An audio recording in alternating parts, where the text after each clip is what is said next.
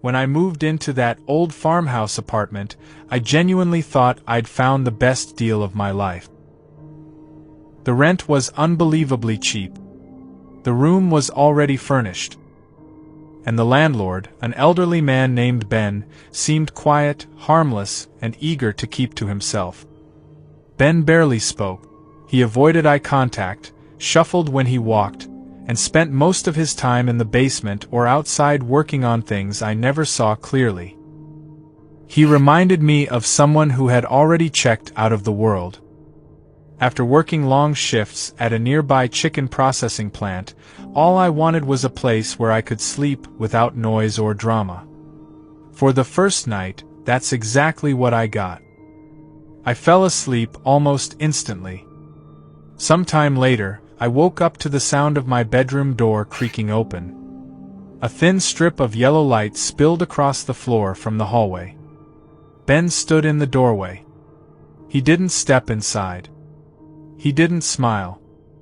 He just stood there, one hand on the doorframe, his face mostly hidden by shadow.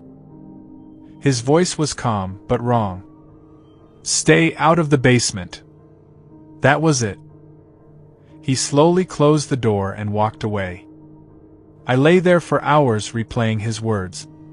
I hadn't even thought about the basement before that moment. I didn't care what was down there.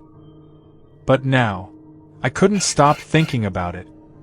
The next morning, Ben acted like nothing had happened. He made tea. He shuffled around the kitchen. He didn't acknowledge me. I considered asking him about it, but something told me not to. That afternoon, Ben left the house. I watched his rusted pickup truck crawl down the long dirt road until it disappeared behind the trees. The silence that followed felt heavy. My eyes drifted toward the basement door. I told myself not to. But my body moved before my brain could argue. The doorknob was cold. Colder than it should have been. I opened it. The wooden steps groaned beneath my weight as I descended. The air smelled damp, old, like mildew and metal. At the bottom, I pulled the chain for the light. The bulb flickered to life. At first, everything looked normal. Shelves, tools, jars. Then I noticed a door in the far corner. A small steel door with a thick rubber seal around its edges. My stomach tightened. I pushed it. Something resisted from the other side, like weight pressed against it. Then it gave way. The smell hit me instantly. Rot. Metal. Something unmistakably wrong. Inside the room were black garbage bags stacked against the wall, long, uneven shapes bulging inside them. Dark stains soaked into the concrete floor. And mounted high in the corner of the ceiling. A camera. The red recording light was blinking. I stumbled backward. That's when I heard the front door slam upstairs. Footstep. Ben was home. I didn't think. I ran. I shoved everything I owned into a trash bag, hands shaking so badly I dropped my phone twice. My heart felt like it was going to tear through my chest. From downstairs, I heard the basement door creak open. Heavy footsteps descended. I tried to sound normal. "Hey Ben," I called out. No response. Minutes passed. Then silence. I didn't wait. I grabbed my bag, slipped out the back door, and didn't stop running until I reached the road. I never went back. A few weeks later, I heard from someone in town that police had been at the farmhouse. They never said why. But the house is empty now. Boarded up. And sometimes when I drive past it, I swear I see a red light blinking through the cracks in the boards. Still recording. When I moved out of my parents' house for the first time, I didn't have many options. I was young, broke, and desperate for anything affordable.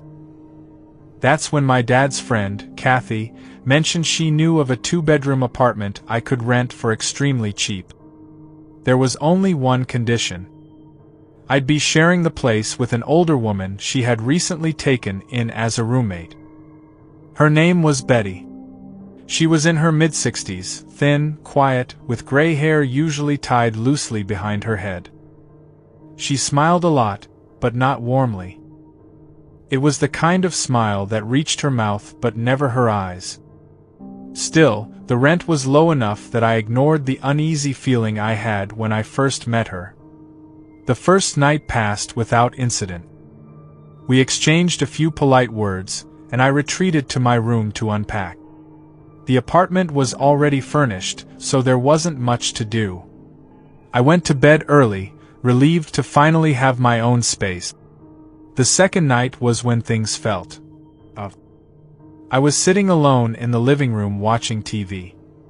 The room was dim, lit only by the glow of the screen and a small lamp in the corner. That's when I heard the floorboards creak in the hallway. I turned my head just in time to see something that made my stomach drop. Betty's head slowly peeked around the corner of the wall. Just her head. Not her body. She was staring directly at me. She didn't blink. She didn't smile. She just stared. "Betty, you okay?" I asked, trying to laugh it off. Instead of answering, she let out this low, drawn-out groaning sound. Not words. Not pain. Just noise. Then she slowly pulled her head back and disappeared into the hallway. I stood up immediately and called Kathy. I told her exactly what happened, expecting her to brush it off. But she sounded genuinely confused. "She's never acted like that around me," she said. I tried to convince myself it was nothing. The next night, around midnight, I was in bed scrolling on my phone when I heard it. Knocking. Slow, steady tapping on my bedroom door. I paused my video and called out, "Just a second." Before I could reach the door, the knocking stopped. The apartment went completely silent. Then I heard that same groaning sound, right outside my door. I didn't open it. I sat frozen until I heard her footsteps shuffle away. The next morning, I asked Betty about it. She looked honestly confused. She swore she didn't remember knocking. Didn't remember standing in the hallway. Didn't remember anything I described.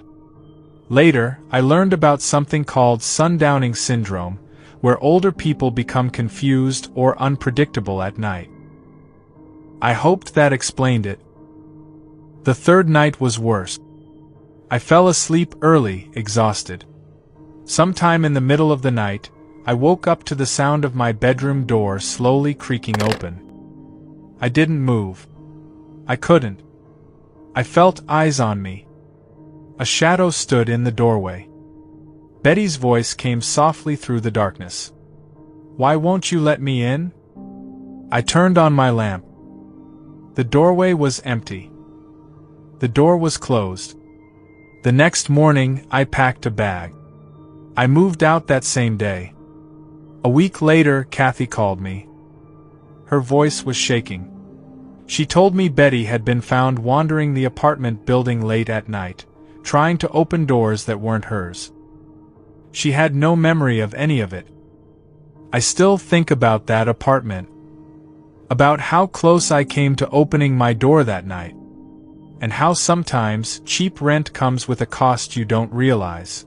Until it's almost too late. This happened over a span of several years when I was a kid. I don't remember exactly how old I was when it started, but I remember how often it happened. Not every night. Not even close. Maybe once every couple of months. But every single time. It was the same dream. It always began with me lying in my bed. Except, I wasn't seeing things through my own eyes. Instead, I was looking down at myself from the ceiling, like my bedroom was being watched through a security camera.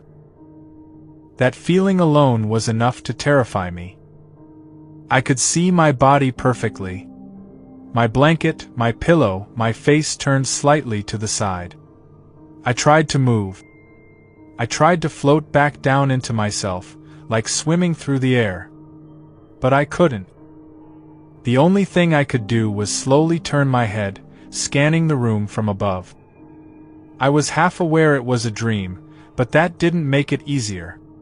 If anything, it made it worse. Once I stopped panicking, I started noticing things that were wrong. The first thing I always noticed was the digital clock on my nightstand. It wasn't counting forward. It was counting backward. Every time.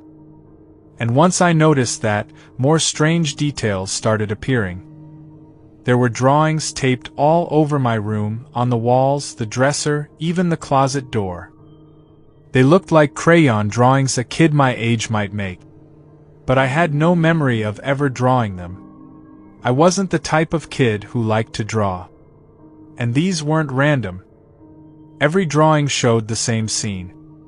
A group of people holding hands, smiling. And standing slightly in front of them was a smaller figure. I always had the sense that the smaller figure was supposed to be me. Behind them was a house with a blue roof. That's all I remember about the drawings. Another detail that always stood out was an old toy train on my bedroom floor. It was always in a different place. That mattered because I had lost that toy years before the dream ever started.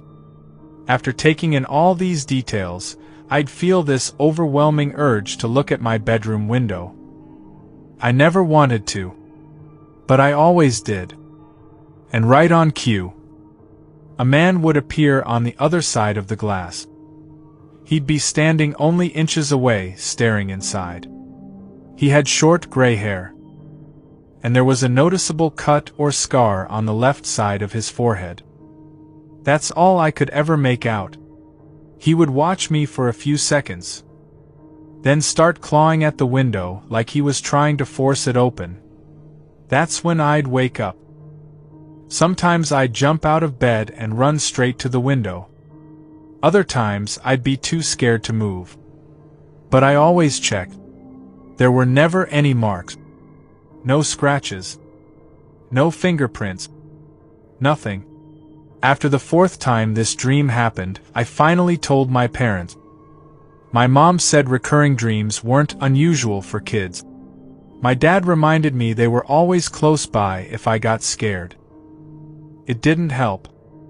My dad could tell I was still shaken, so he took me outside and checked around the house with me.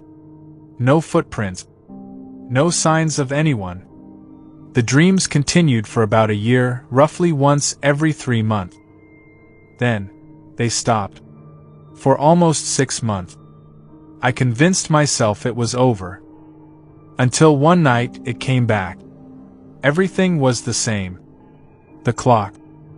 The drawings. The toy train. But something felt different. I couldn't figure out what, until I looked at the window. It was open. I woke up instantly. But I couldn't move. Sleep paralysis. My body was frozen while my mind was screaming at me to check the window. I felt cold air, like it was pouring into my room. For 5 minutes I was convinced that man was climbing inside, and there was nothing I could do. When I finally regained control, I ran to the window. It was locked. I didn't sleep the rest of the night. After that, I tried something different. Before bed, I'd think about the dream on purpose, hoping it would make it less scary. Strangely, it worked. Each time the dream returned, it felt weaker. Eventually, I wasn't even scared anymore. Still, something about it bothered me enough to bring it up to my parents again. This time, when I described the man. Their expressions changed. When I mentioned the cut on his forehead, my dad stopped me mid-sentence. He asked if I was sure. A few days later, they told me the truth. When I was a toddler, there was a man named Brian, someone they called Uncle Brian. He wasn't family. Just a close friend of my dad's. He used to watch me a lot. Until something happened. They cut him off completely and never let him near me again. They wouldn't say why. The final detail made my stomach drop. Brian had a scar on his forehead from a car accident. Later that night, my dad told me he thought the dreams were memories resurfacing. Things my brain remembered before I was old enough to understand them.